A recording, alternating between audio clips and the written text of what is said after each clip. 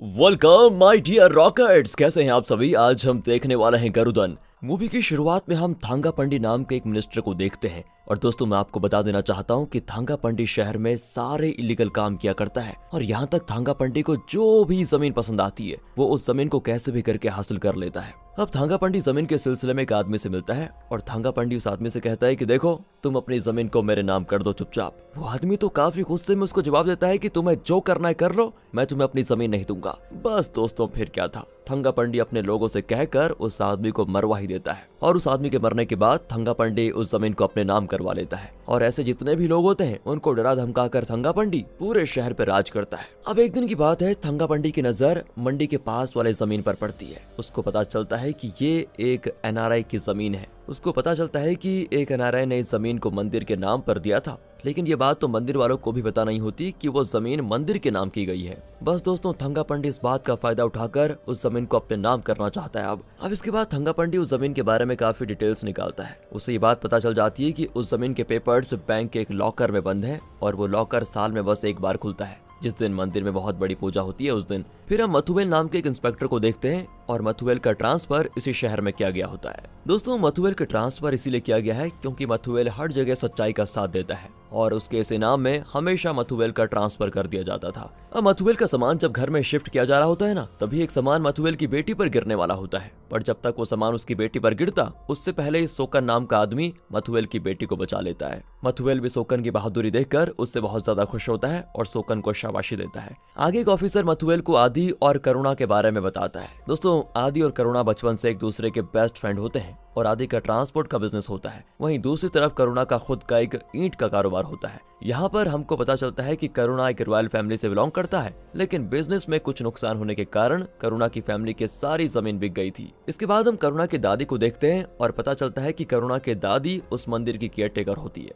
Past में हमको दिखाया जाता है कि बचपन में जब करुणा और आदि खेल रहे होते हैं तभी उन दोनों की लड़ाई दूसरे बच्चों से हो जाती है। फिर वो बच्चे करुणा और आदि को मारने आ रहे होते हैं, तभी सोकन वहां पर आ जाता है और करुणा और आदि को उन बच्चों से बचा लेता है। उस दिन से सोकन भी करुणा और आदि का फ्रेंड बन चुका था। इसके बाद करुणा सोकन को अपनी दादी के पास लेकर जाता है और उसकी दादी सोकन को भी अपने बच्चे की तरह प्यार करने लगती है। दादी उन तीनों बच्चों को पाल पोस कर बड़ा करती है और तीनों ही दोस्त एक दूसरे से बहुत प्यार भी करते हैं। अब एक दिन परवीना नाम की एक लड़की सोकन से मिलने आती है। सोकन को टिफिन बॉक्स देती है और कहती है कि ये खाना तुम्हारे लिए लेकर आई हूँ। सोकन उससे टिफिन बॉक्स ले लेता है तो वो चला जाता है। साथ ही दोस्तों यहाँ पर ये बात भी पता चलती है कि सोकन परवीना को बचपन से प्यार करता है और परवीना भी मन ही मन सोकन से प्यार करती है। अगले दिन परवीना सोकन से कहती है मुझे तुमसे अकेले में बात करनी है और इसलिए कल तुम मुझसे खेत में मिलना। सोकन को लगता है कि परवीना उसे आई लव यू कहने के लिए बुला रही है। सोकन के मन में काफी खुशी आ जाती है और यही उम्मीद लेकर वो उससे मिलने जाता है। लेकिन वहां पहुंचने के बाद परवीना सोकन को बताती है मेरी फ्रेंड माया प्रेग्नेंट है और उसको प्रेग्नेंट करने वाला कोई और नहीं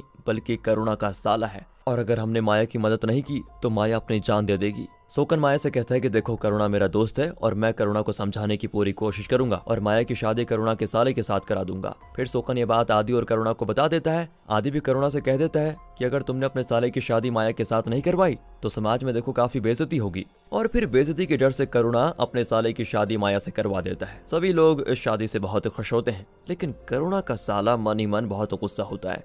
अब आगे परवीना सोकन से कहती है तुमने आज मेरी दोस्त की मदद की और इसलिए मैं तुमसे बहुत ज्यादा खुश हूँ। इतना कहकर परवीना सोकन को प्रपोज कर देती है और सोकन भी परवीना से आई लव यू कह देता है और दोनों एक दूसरे के प्यार में पड़ जाते हैं। सुबह के समय एक आदमी करुणा के साथ यहाँ झगड़ा करने लगता है और तभी वहाँ पर सोकन आ जाता है। सोकन फिर उस आदमी को शांत करने की काफी कोशिश करता है, पर वो आदमी तो शांत होता ही नहीं। वो आदमी तो सीधे करुणा पर हाथ उठाने वाला होता है, पर उससे पहले सोकन उस आदमी पर हाथ उठा देता है। और दोस्तों इससे हमें पता चलता है कि ये तीनों एक दूसरे से कितना प्यार करते हैं और तीनों में से किसी पर भी मुसीबत आ जाए तो तीनों मिलकर उस मुसीबत का सामना करते हैं। अब थांगापंडी इंस्पेक्टर मथुवेल को अपने दामाद नागराज से मिलवाता है और उसे कहता है कि हमारी नजर मंदिर के सामने वाली जमीन पर है और इसलिए मैं नागराज को मंदिर का हेड बनाना चाहता हूँ और इसीलिए तुम नागराज के काम में रुकावट नहीं डालोगे। समझ गए मथुवेल? और ना चाहते हुए भी मथुवेल को उनकी बात माननी पड़ती है। दोस्तों मथुवेल कोई गलत ऑफिसर नहीं था, लेकिन मथुवेल को इस बात का डर रहता है कि उसकी वजह से कहीं उसकी बेटी प्रॉब्लम में न फंस जाए और इसलिए मथुवेल थांगापंडी की बात को मान लेता है। यहाँ सोकन देखता है कि करुणा की दादी एक जगह बैठकर ड्रिंक कर रही है। दोस्तों करुणा की दादी काफी पहले से ड्रिंक करती आ रही है। आगे सोकन दादी को घर लेकर आता है, उनको बेड पे सुला देता है। अगली सुबह की बात है, सब देखते हैं कि करुणा की दादी दुनिया छोड़कर जा चुकी है। सभी लोग अंदर से काफी ज्यादा दुखी होते हैं क्योंकि दादी ने बचपन से करुणा, आदि और सोकन को पाला था और इसलिए ये तीनों मन ही मन बहुत ज्यादा रोते हैं। दादी के मरने के बाद सभी मंदिर में मीटिंग करते हैं कि आखिर मंदिर का हेड कौन बनेगा। तब सभी लोग कहते हैं कि करुणा के परिवार से ही सालों से मंदिर में सेवा हो रही है और इसलिए करुणा को मंदिर का हेड बनना चाहिए। सभी लोग इस बात पर हाँ कर देते हैं कि तभी नागराज वहाँ पर आ जाता है और सबसे कहता है कि हमारे परिवार ने भी मंदिर की सेवा की है और इस वजह से मंदिर का हेड मुझे बनना चाहिए। यहाँ सभी लोग अब फैसला करते हैं कि जो कोई इलेक्शन जीतेगा उसे मंदिर का हेड बनाया जाएगा। लेकिन करुणा को पॉलिटिक्स में इंटरेस्ट नहीं होता और इसलिए करुणा खुद बोल के सोकन को इलेक्शन में उतारता है। अब एक दिन नागराज आदि को अपने पास बुलाता है, उसे कहता है अगर तुम मेरी इलेक्शन जीतने में मदद करोगे तो मंदिर का आधा पैसा मैं तुम्हारे नाम कर दूंगा।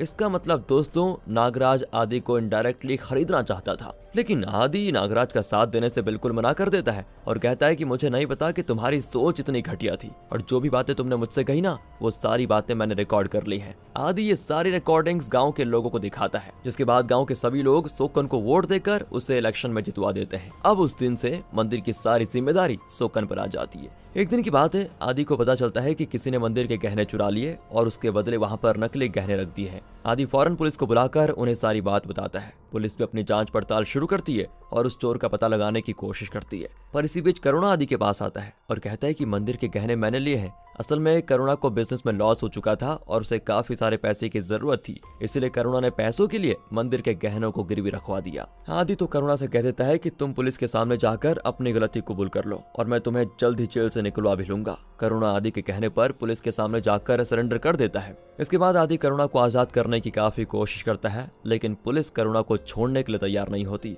तभी वहां पर नागराज आ जाता है और पुलिस को असली गहने देकर करुणा को जेल से छुड़वा लेता है। करुणा फिर नागराज का एहसान भूल नहीं पाता और वहीं दूसरी ओर करुणा आदि पर काफी ज्यादा गुस्सा हो जाता है क्योंकि आदि ने तो कहा था मैं छुड़ा दूंगा तुम्हें, पर वो छुड़ा नहीं पाया। अगले दिन नागराज करुणा से कहता है आदि ने हमेशा तुम्हारा फायदा उठाया है, तुम्हें पता है, और अगर तुम मेरी मदद करोगे तो मैं तुम्हें काफी सारे पैसे दूंगा। इस पे करुणा नागराज की मदद करने के लिए मान जाता है। तब नागराज करुणा और सोकन से कहता है कुछ दिनों के बाद मंदिर में बहुत बड़ी पूजा होने वाली है और उस दिन बैंक के लॉकर से मंदिर के बॉक्स निकाले जाते हैं और जब वो बॉक्स मंदिर में लाया जाएगा तभी रास्ते में हमारे आदमी उस बॉक्स को चुरा लेंगे। दोस्तों मैं आपको बता दूं कि सोकन गलत आदमी नहीं है, लेकिन करुणा के कहने पर सोकन इस काम के लिए मान जाता है। और मैंने आपको बताया था ना, सोकन कभी भी अपने दोस्तों की बात को नहीं टालता। तो अब पूजा वाले दिन सोकन जब बैंक से बॉक्स निकालता है तो वहाँ पर सोकन के साथ आदि भी होता है। दोनों मिलकर बॉक्स को मंदिर में लेकर आ जाते हैं और जब मंदिर में पूजा हो रही होती है तभी मंदिर के अंदर एक छोटा सा धमाका होता है और धमाके के बीच कुछ गुंडे बॉक्स को चुराने की कोशिश करने लगते हैं, पर आदि से रहा नहीं जाता। वो उन सभी गुंडों को मारने लगता है और बॉक्स की हिफाजत करता है। और जब आदि उन सब से लड़ रहा होता है ना,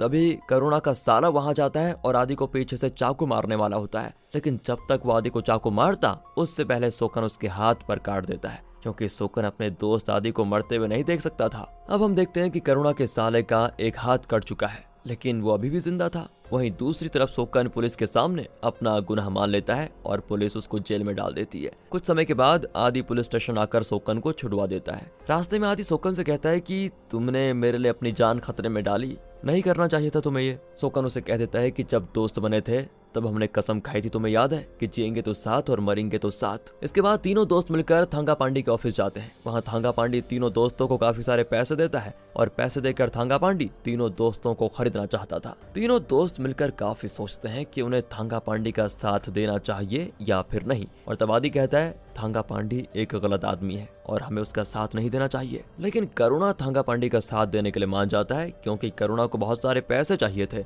करुणा सीधे नागराज से कह देता है मैं तुम्हारी मदद करने के लिए तैयार हूँ। इस पे नागराज उसे कहता है कि हमें आदि को जान से मारना होगा क्योंकि आगे चलकर आदि हमारे काम में रुकावट डालेगा। पर दोस्तों नागराज तो करुणा का सपोर्ट लेकर उसके दोस्त आदि को ही मरवाना चाहता था क्योंकि जब तक आदि जिंदा है तब तक उन्हें जमीन के पेपर्स किसी भी हालत में नहीं मिलेंगे। अब करुणा और सोकन नागराज के घर पर जाते हैं और वहाँ करुणा सोकन को घर पे रुकने को कहता है, जिसके बाद करुणा नागराज के साथ बाहर जाता है। करुणा को नागराज के साथ जाते हुए देखकर सोकन समझ जाता है कि जरूर दाल में कुछ काला है। करुणा फिर आदि को फोन करके अपने पास बुलाता है और जब आदि करुणा के पास आ रहा होता है ना, तभी आदि को रास्ते में एक बेवड़ा मिलता है और वो बेवड़ा आदि से जरूरी बातें कहता है। दोस्तों उस बेवड़े ने आदि से क्या कहा ये जानने के लिए आपको मूवी में बने रहना होगा। आदि करुणा के पास आता है तो तभी वहाँ पर सोकन भी आ जाता है। एंड सोकन को इस बात का डर था कि कहीं नागराज उसके दोस्तों के साथ कुछ गलत ना कर दे।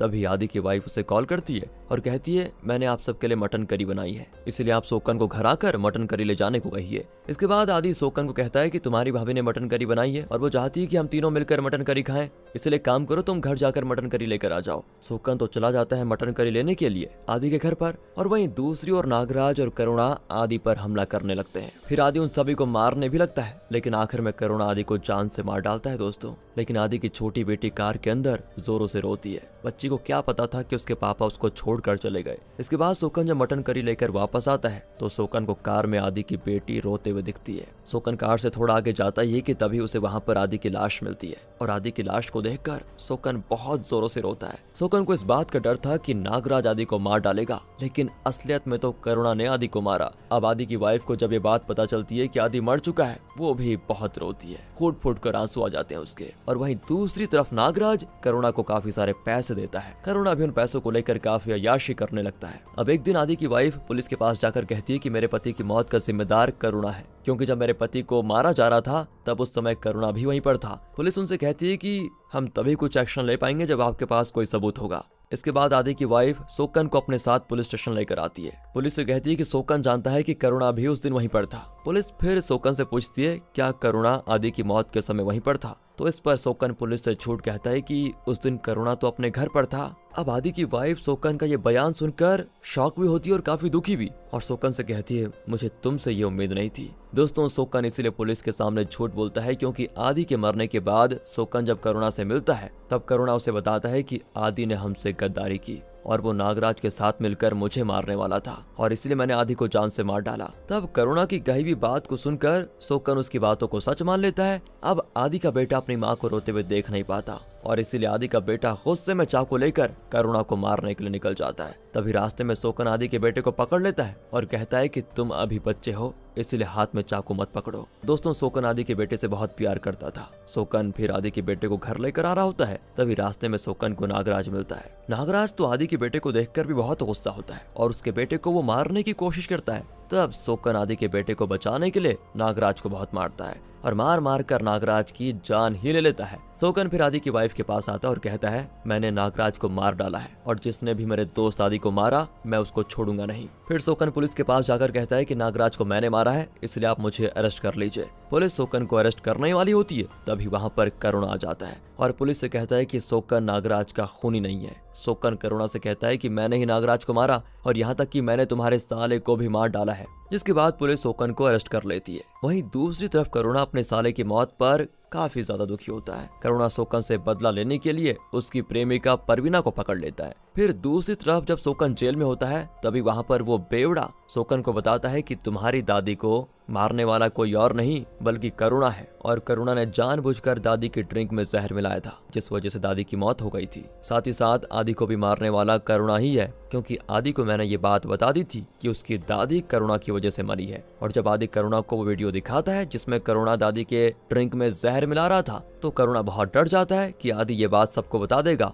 और इसीलिए करुणा ने आदि को मार दिया। ये सारी बातें सुनने के बाद सोकन अंदर से बहुत गुस्सा हो जाता है। उसके अंदर बदले की पूरी आग दौड़ती है। सोकन जेल से निकलकर सीधा करुणा के पास जाता है और कहता है कि आखिर तुमने अपनी दादी को क्यों मारा। करुणा कहता है मुझे बहुत सारा पैसा चाहिए था, इसलिए मैंने दादी और आदि को मार डाला, और मैं तुम्हें भी मार डालूंगा। फिर तो दोस्तों करुणा और सोकन के बीच काफी खतरनाक फाइट होती है, और तभी सोकन को वहाँ परवीना दिखती है। सोकन समझ जाता है कि करुणा परवीना को भी मारने वाला है। दोनों के बीच जबरदस्त लड़ाई होती है कि तभी वहाँ पर आदि की वाइफ और उसका बेटा आ जाता है। अब करुणा आदि के बेटे को मारने वाला होता है कि उससे पहले सोकन करुणा को जान से मार डालता है, और तब जाकर सोकन का बदला पूरा होता है। करुणा के मरने के बाद आदि की वाइफ को तब खुशी मिलती है। इसी के साथ ये मूवी यहाँ पर खत्म होती है। बाकी वीडियो अच्छी लगी हो तो लाइक कीजिए, चैनल को सब्सक्राइब। मिलते हैं अगली वीडियो में, ध्यान रखिएगा अपना, and finally thanks for watching.